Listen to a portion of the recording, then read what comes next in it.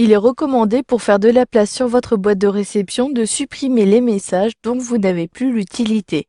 Vous verrez dans cette formation comment placer vos messages dans la corbeille et par la suite il sera possible soit de le supprimer définitivement ou encore de le restaurer si vous en avez encore besoin.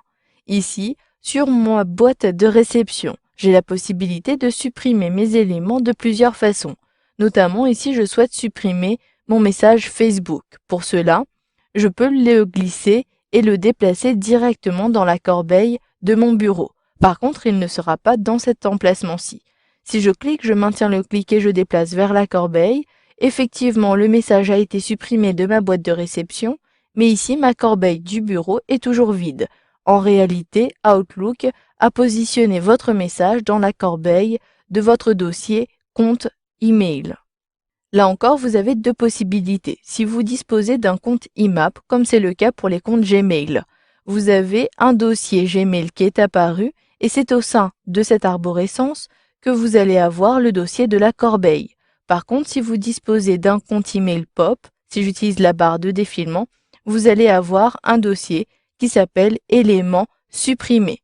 J'utilise donc la corbeille ici du dossier Gmail pour retrouver l'email Facebook que je viens de supprimer. Vous pouvez également, depuis la boîte de réception, supprimer d'autres éléments. Mais cela, tout simplement en positionnant votre curseur au niveau de Facebook ici, je clique sur la croix située un peu plus à droite. Un clic et l'élément a bien été supprimé. Je peux également le sélectionner et cliquer sur supprimer dans le ruban. Et je peux également cliquer droit, puis sélectionner supprimer. Si vous souhaitez supprimer un ensemble d'emails, vous pouvez les sélectionner dans la liste. Je clique sur le premier mail à supprimer, je maintiens la touche Shift enfoncée, puis je sélectionne ici le dernier email à supprimer. Je peux soit effectuer un glisser-déplacer ou encore sélectionner supprimer. J'effectue un glisser-déplacer vers la corbeille et automatiquement ces messages ont été placés dans la corbeille. Donc ici, je sélectionne la corbeille. À présent, il m'est possible de gérer les éléments de ce dossier. Je peux soit les supprimer définitivement en le sélectionnant et en effectuant à nouveau une suppression comme c'était le cas pour la boîte de réception.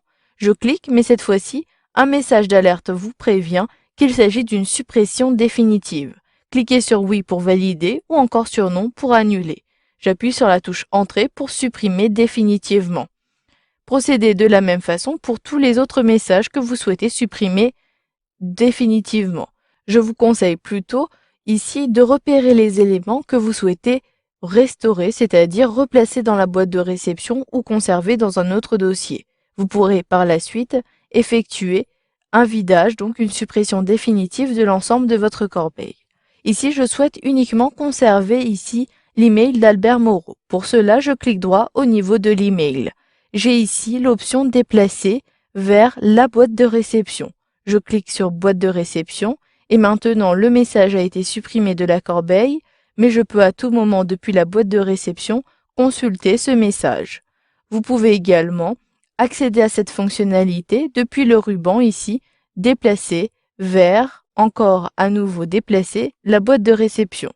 Si vous souhaitez au contraire supprimer des éléments, cela est toujours possible. Soit vous appuyez sur les touches CTRL A de votre clavier pour sélectionner l'ensemble de vos messages, puis supprimez-les, ou encore depuis l'onglet des dossiers, il m'est possible de vider la corbeille en sélectionnant vider le dossier. Si je clique, vous avez un message d'alerte qui vous demande de bien confirmer la suppression définitive des éléments de la corbeille et je clique ici sur oui pour valider. Vous pouvez même, à l'aide des options avancées d'Outlook, modifier le comportement des nettoyages des conversations. Pour cela, sélectionnez le menu Fichier situé en haut à gauche. Puis, je sélectionne les options avancées. Dans le volet de gauche, sélectionnez Courrier, puis dans la zone de droite, il est possible d'avoir la zone Nettoyage de conversation. Vous pouvez décider de ne pas déplacer les messages qui sont non lus. Si je coche, cela me donnera une sécurité supplémentaire pour ne pas supprimer des messages involontairement. Vous pouvez également, lors du nettoyage de sous-dossiers, recréer une hiérarchie des dossiers dans le dossier de suppression, donc le dossier de la corbeille. Une fois que vous avez terminé, cliquez sur OK pour valider. Vous avez donc vu dans cette formation qu'il était possible de supprimer des messages en les plaçant dans la corbeille et vous pouvez les supprimer soit de façon définitive ou encore les replacer dans un autre dossier.